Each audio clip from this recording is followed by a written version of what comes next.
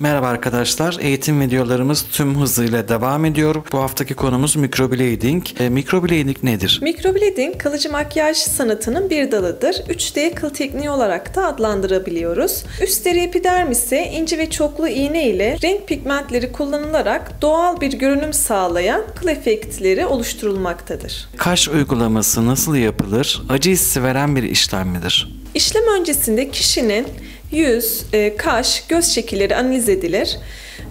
Kişinin yüz tipine uygun kaş modeli altın oran ölçümlemeleri ile tasarlanır. İşlem yaptıracak kişiye gösterilerek onayı alınır. Kaş uyuşturucu kremlerle uyuşturulur. Uyuşturma işlemi yapıldığı için kişi uygulama sırasında hiçbir acı hissetmez. Doğallığı ve natürelliği ön planda tutan, abartıyı sevmeyenler için ideal bir yöntemdir. Kaşı hiç olmayanlar ya da seyrek olanlar, kaşında simetri bozukluğu olanlar, kaşının şeklini değiştirmek isteyenler, bakımlı ve güzel görünmek isteyenler kesinlikle bu uygulamayı tercih etmelidir. Microblading yaptırdıktan sonra kişiler nelere dikkat etmelidir? Uygulama sonrası uzman kişinin önerdiği krem düzenli olarak kullanılmalı ve 3 gün duş alınmamalı. Su temas ettirilmemelidir. İşlem sonrası kabuklanmalar görülebilir. Bu kabuklar kesinlikle kişi tarafından soyulmamalıdır. Kabukları kişi soymaya kalkarsa uygulamanın ömrü kısalır. Yaptığımız işlem de boşa gitmiş olur. Microblading uygulamasının derideki kalıcılığı ne kadardır? Uygulamanın ömrü cilt tipine göre farklılık göstermekle beraber yaklaşık 3 ay ile 1,5 sene arasıdır. Bu da yağlı ciltlerde biraz daha erken açılmalara sebep oluyor cildin yağ oranından dolayı. Kuru ciltlerde de daha fazla tutuyor. Tabii ki bunun yanı sıra yaşam koşulları da çok önemli.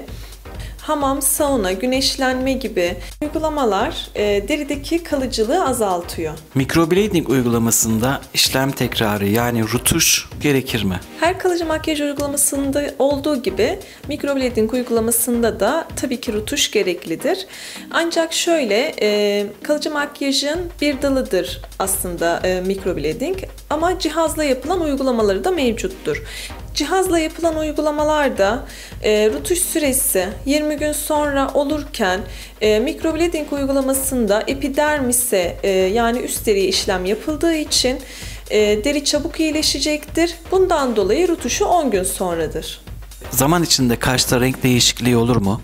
Kaş kontür uygulamalarında en çok korkulan ve en çok merak edilen sorulardan bir tanesi de budur. Çünkü işlem sırasında beğenilen kaşlar zamanla gri, turuncu, kırmızı gibi renklere dönebilir. Böyle bir renk değişimini tabii ki kimse istemez. Kalıcı makyaj sonrası renk değişiminin en önemli sebebi cilt alt tonu renginizdir. Cilt alt tonu rengini sıcak, soğuk, natürel olarak 3 kategoriye ayırıyoruz. Eğer sıcak bir cilt alt tonu renginiz varsa bu durumda kaşlara uygulanacak boyanın soğuk renkte olması gerekir. Cilt alt tonunuz sıcak, pigment rengi de sıcak olursa daha sonra kaşlar turuncu veya kırmızıya dönecektir. Soğuk cilt alt tonu rengine sahip kişiler için de tam tersi şekilde renk seçimi yapılmalıdır. Aksi halde kaşlar gri ve maviye döner. Burada dikkat edilmesi gereken konu cilt alt tonu rengidir. Tecrübeli bir kalıcı makyaj uzmanı kişinin cilt analizini yaparak işleme başlayacağı için doğru renk seçiminde sonradan bu kaşlarda kötü sonuçlar ortaya çıkmaz. Kalıcı makyaj uygulamalarından olan microblading kimlere uygulanmaz? Hamilelere, şeker hastalarına, kanama ve pıhtılaşma sorunu yaşayanlara, psikolojik takıntılı kişilere, HIV virüsü taşıyanlara, sedef, egzama gibi cilt hastalığı, açık yara varsa kılcal damar çatlamaları üzerine uygulama yapılmaz. Ağır kalp ve tansiyon hastalarına da uygulama yapmıyoruz. Yaklaşık 2 ay öncesine kadar böyle bir şey düşünüyordum açıkçası. Ama korkularım, tereddütlerim vardı kesinlikle. Kendim kaş kalemi çekiyorum. Hassas bir işlem olduğu için hani ne kadar güvenebilirim karşımdaki insana. Bu süreçte bana canımın acımayacağını, tabii ki ufak bir sızlamalar oldu ama gerçekten büyütülecek bir acıma yok.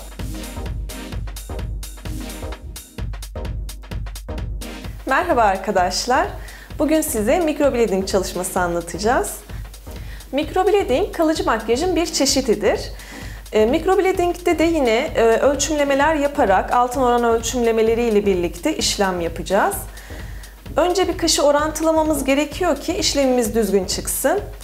Altın oran ölçümlemesi kullanmamızın nedeni kaşı birbirine orantılamak, şekil olarak daha düzgün bir kaş elde etmek. Altın oran ölçümlemelerini çeşitli şeylerle yapabiliyoruz. Mesela kumpasımız var, altın oran cetvellerimiz var, ayrıyetten kağıt cetvellerimiz var. Bunlarla beraber altın oran ölçümlemeleri yapıyoruz. Ben kumpası kullanmak istiyorum.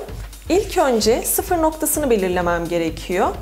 Yüzü ortadan ikiye ayırmam lazım bunun için.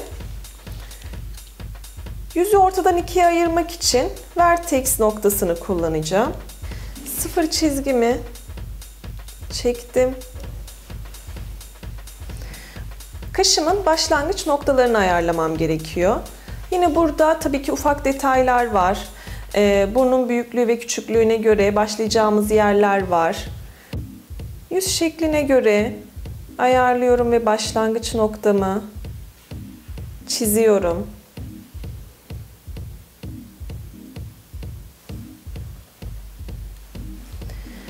Sıfır çizgime aynı uzaklıkta olacak. Kaşımın iki başlangıcı. Kaşımızın başlangıçlarını belirledik, iki kaşımızın. Kavis bölgemi belirlemem gerekiyor şu an ama müşterim kavis istemediği için kavis bölgesini çizmiyorum çünkü düz bir kaş istiyor. Düz kaş şekillendirmesi yapacağım. Bitişi belirleyeceğim. Gözünü kapatır mısın?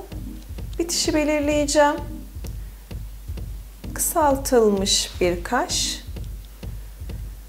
Altın orana göre normalde kaşın bitiş çizgisi üzerinde bitmesi gerekiyor. Ancak kişi kısa kaş kullanmak istediği için kaşını kısalttırmış durumda. İkisini oranladığım zaman oranları eşit, başlangıç ve bitişleri. Bitiş noktası bulmam gerekiyor. Bitiş çizgisinin üzerinde. Yine düz ve kavisli isteğine göre ölçümlemelerim değişiyor. Altın oranda dudağın dış bombesi, burnun uzunluğu ve kaşın uzunluğu birbirine eşit. Buradan sağlamasını yapabiliriz. Yine kirpiklerin başlangıç ve bitişi, alt kirpiklerin kaşımızın ortasının uzunluğuna eşit. Buradan sağlamalarımızı yapabiliyoruz. Altın oran bizim işimizi burada çok kolaylaştırıyor. Kaşımın alt başlangıçlarını belirliyorum. Üst başlangıçlarını belirliyorum. Başlangıç ve bitiş noktası birleştiriyorum. Düz kaş için. Başlangıç ve bitiş noktası birleştiriyorum. Kaş şablonum oluştu. Şimdi çerçeveyi alacağım. Kişi kaşını kısa istediği için kaşı bitiş çizgisinde değil de normalde burada bitirmem gerekiyor. Bitiş çizgisinde değil de onun kullandığı bir şekilde bitiriyorum. Kaşlarımın eşitliğini kontrol ediyorum. Kaşı kısalttığım için eşitliğini kontrol ettim. Zaten aldığım şablondaki hizadan kaşı bitiriyorum. Kısa istediği için normalde burada bitirmem gerekiyordu. Aynı şekilde aldığım şablondan kaşı kısa olarak bitirdim. Şu an kaşım birbirine eşit. İki kaş.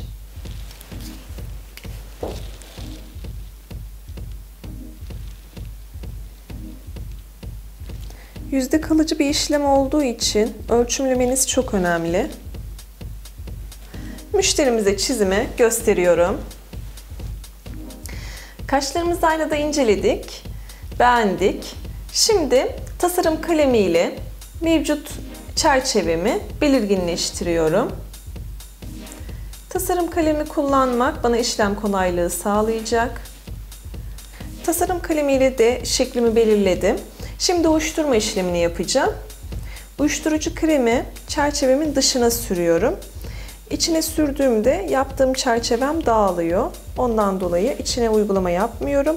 İşleme başladıktan sonra ara uyuşturucu kullanacağım içi için. Zaten şu sürdüğüm krem de ön uyuşturma olarak içi için yeterli olacak.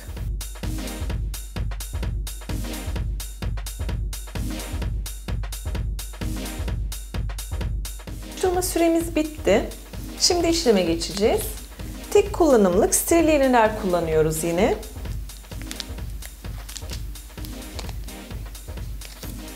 İğnemi mikroblading kremime yerleştirdim.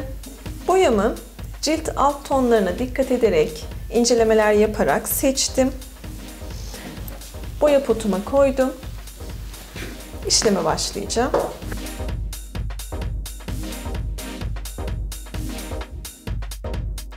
Kıl efektlerini verirken kaşın kendi kılının gidiş yönünü dikkate alıyorum.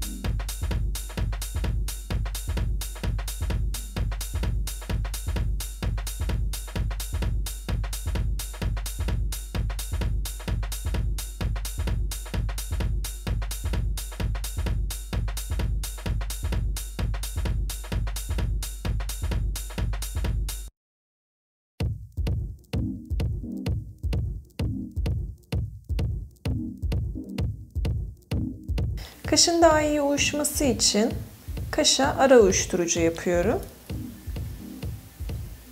Solüsyon şeklinde.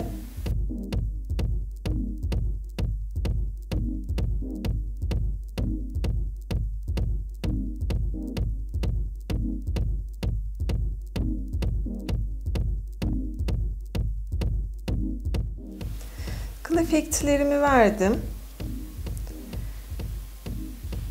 Kılın daha belirgin görünmesi için, boyanın içe daha iyi işlemesi için fixleme işlemi yapıyorum şu an. Boyayı attığım kesiklere yedirmeye çalışıyorum. Mikroblading işlemimiz bitti. Kişi 3 gün duş almayacak, su teması olmayacak kişinin. Artı önerdiğimiz kremleri düzenli olarak kullanacak, o bölgeyi kurutmayacak. Merak edilen konulardan bir tanesi de abdest geçirir mi? Yani mikroblading uygulaması yapıldığında abdest geçirir mi? Bununla ilgili neler söyleyeceksiniz? Bu uygulama ciltteki gözenekleri kapatmaz. Uygulama sonrası cildiniz nefes almaya, hatta terlemeye devam eder.